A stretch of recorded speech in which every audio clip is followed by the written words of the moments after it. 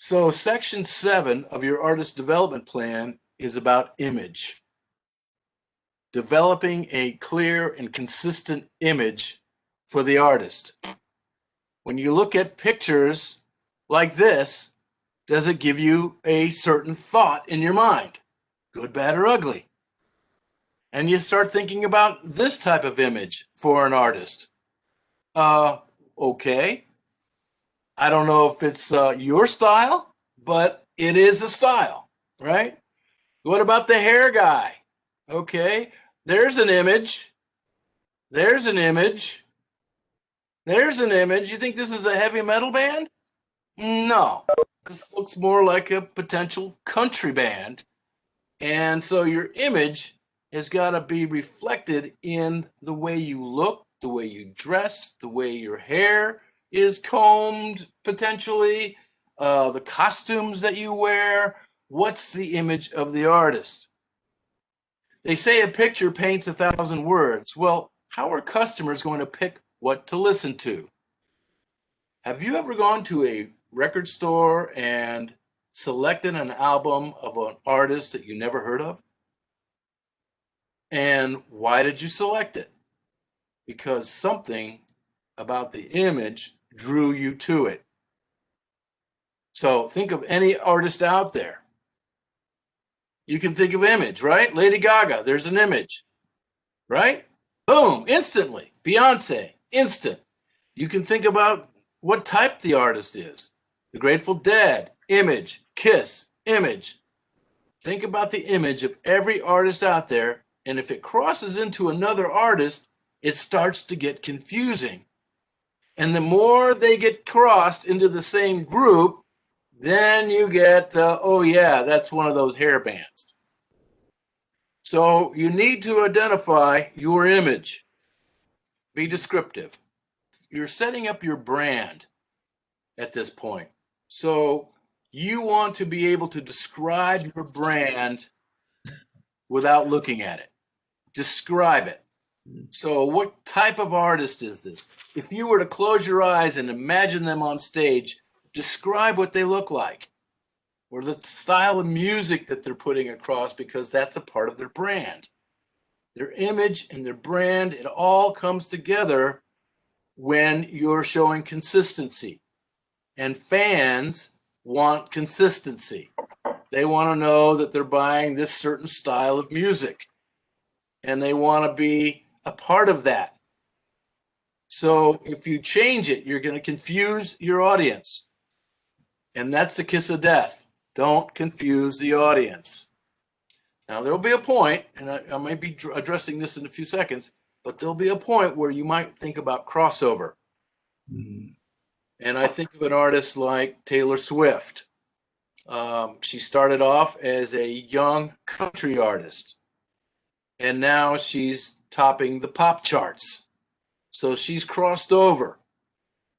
Her image has changed, and it has morphed. So at the beginning of an artist's career, you don't want to put yourself into multiple images or multiple genres yet. You want to wait. Even though maybe you're writing in different genres, you want to be able to have an image for yourself. Okay, so you want to think about that, setting an image, and don't get grouped into other images to become a genre. So the things you need to think about when you think about image, how can this artist stand apart?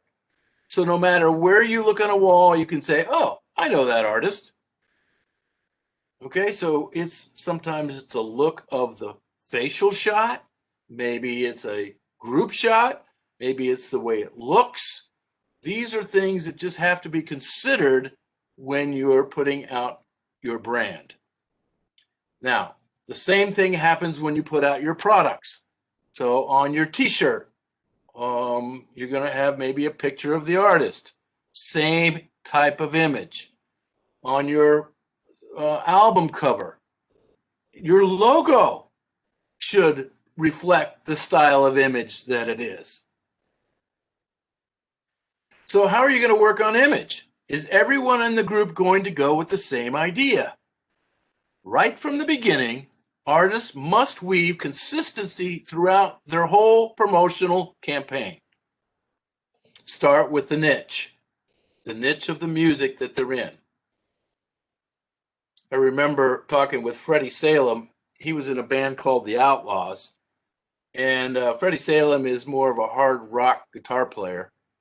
And when he joined the Outlaws, first thing he told the band is, lose the cowboy hats. We're a rock band. So the band came, early days of the Outlaws. If you don't know them, it's an older band. Everyone wore cowboy hats. And then they changed their image to become more rock oriented. And all they had to do is take off the cowboy hats and dress a little bit more with black. So how do you establish brand identity? Brand identity creation is one of the most important aspects of marketing. Here's how an artist can establish its own brand identity. A brand identity is like a personality of the artist. It describes the artist's ideals and targets in a flash with just one or two words. Brand identity has been defined as a name, term, design, symbol, or any other feature that identifies one seller's good or service as distinct from other sellers.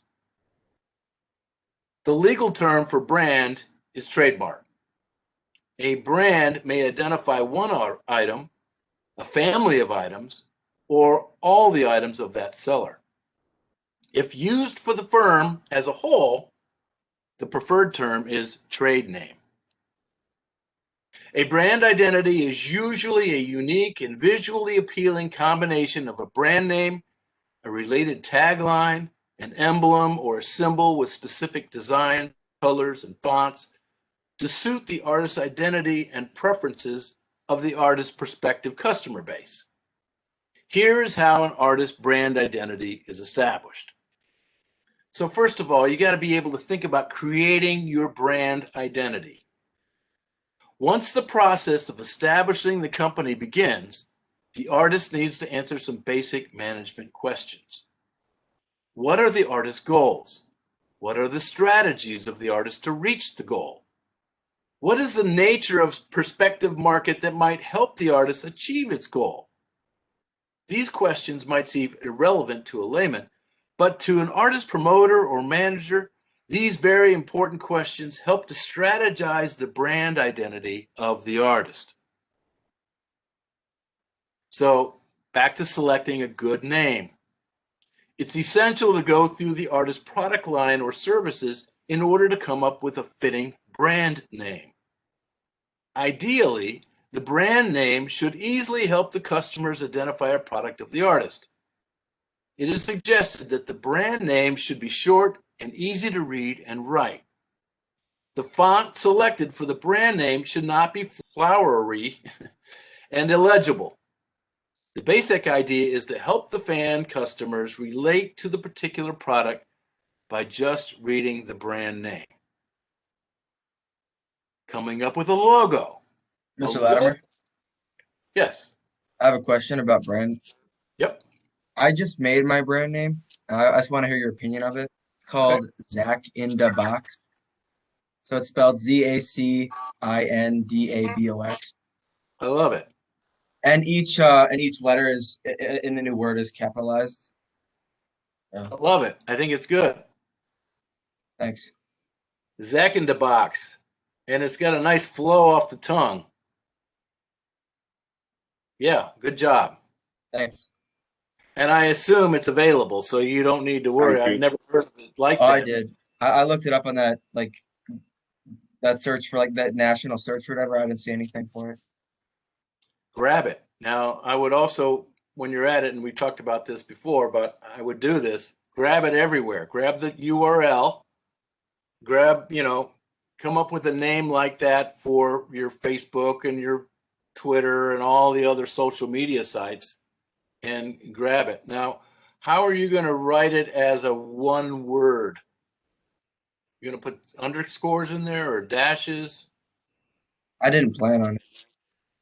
All right, so you need to think about that too. So, for example, if you're going to come up with a URL, website, is it all going to be one word all thrown together? Just something to think about. That's all. I think my artist name would be all together, but maybe for URL, you can do that with the underscore. Or both. I mean, you can buy a URL for $10, and then you can bounce one into the other.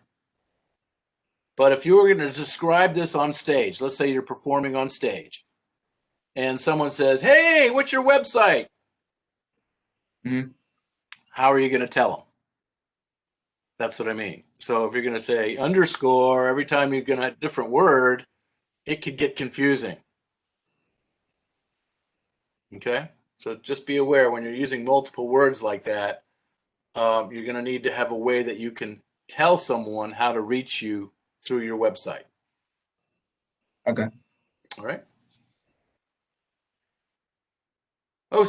So creating a logo. We're going to get into logos, I believe, in a different class when we start talking about trademarks. But a logo is a pictorial design used as an emblem or a symbol to complement the artist's brand name.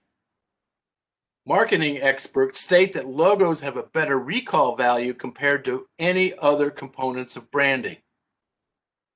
The customer's minds tend to retain the designs of a logo and can identify the product just by viewing the logo design. A logo should be visually appealing and in colors suitable for the product. Managers generally opt for colors that are in sync with the current market trend, nature of the product, or the age and preferences of the target customers. Think of the band Striper. Their colors are only black and yellow. And then this is an option. A lot of people use it. I use it for one of my companies, a tagline. So Undercurrents is a company that I own, and the tagline for that company is connecting fans with bands since 1989. So a tagline does a major job of informing the customers about the artist's goal or the nature of experience, in other words, perception, on using the product or services offered by the artist. Phillips used the tagline, "Let's make things better," and now uses sense and simplicity. Both the taglines are catchy and easy to remember. So if you're going to come up with a tagline, you need to think about something that's short and easy to remember. A lot of artists don't use taglines, but I've seen it typically with cover bands and with wedding bands. So a band might say the best sounds of the 80s or the best sounds of the 90s or something like that. Okay? A wedding band, for example, might say, music for your weddings. Or I don't know, something like that. So creating brand identity for umbrella products. So think about this. At times, an artist may not always have just a single product in the market. When an artist has a product line with multiple and varied products, it's essential to select a brand identity which can signify any or all of the products at the same time. So some artists, say many artists, they sell merch. And so their brand identity is shown on their shirts and their hats and their bumper stickers and their guitar picks or whatever it is that they're putting across. They're using the same brand identity. So here's some facts about brand identity. It is, first of all, essential to select a brand identity that will continue to remain popular for years to come. Creating a new brand name once in a while is very costly and therefore out of question. Once you come up with a good brand name, business name, artist name, don't change it. That's why it's important that you come up with one that you're going to use for a long time. Fans don't always know that the artist changed their name. You can lose a lot of fans by changing your name and not letting the artist know. Not letting the fans know. A brand identity is treated as an artist's intangible asset. Its value increases as the artist's goodwill rises. The brand identity of an artist needs to be registered on incorporation of the company. Also, one needs to create copyrights to avoid illegal use of the artist's brand identity. These copyrights and trademarks can be done with the U.S. Copyright Office and the United States Patent and Trademark Office.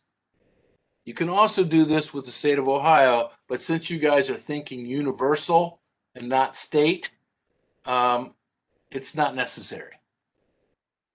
No two brand identities in this world can ever be same or similar.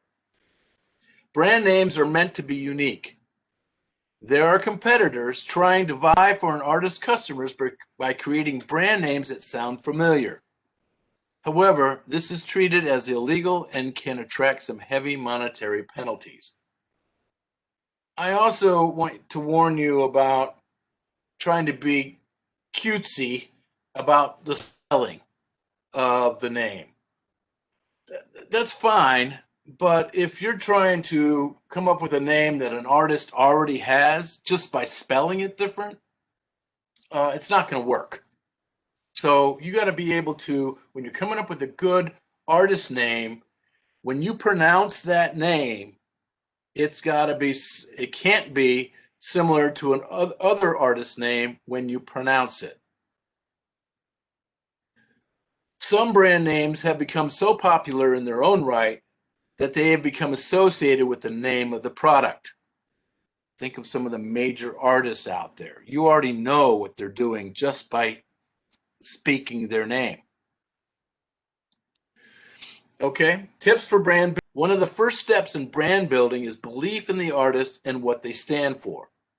If you are able to inculcate a feeling of confidence and self-belief in your employees, it will surely reflect on the efficiency of the artist.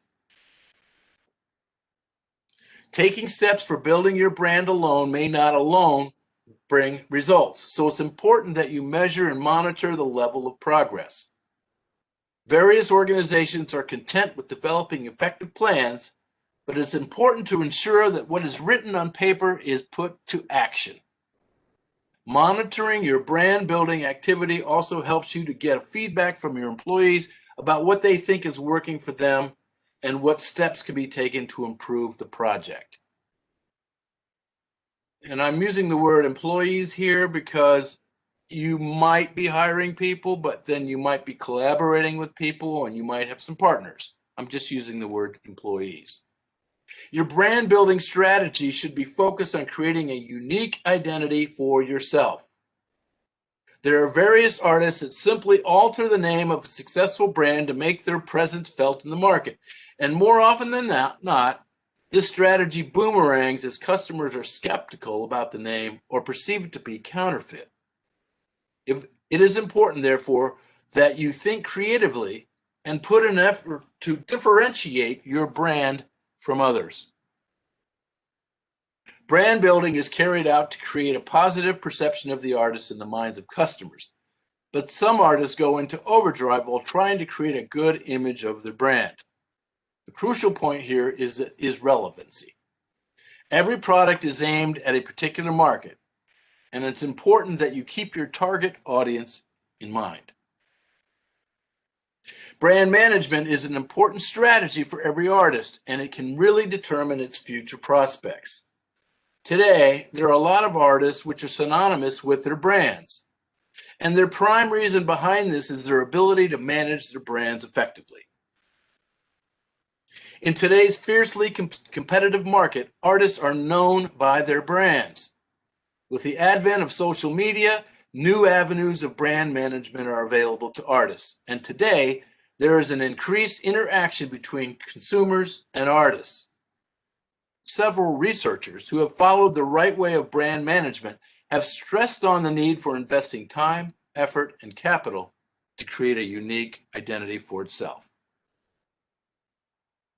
Know your strengths and capitalize on them. Every artist is unique and has its own strengths and weaknesses.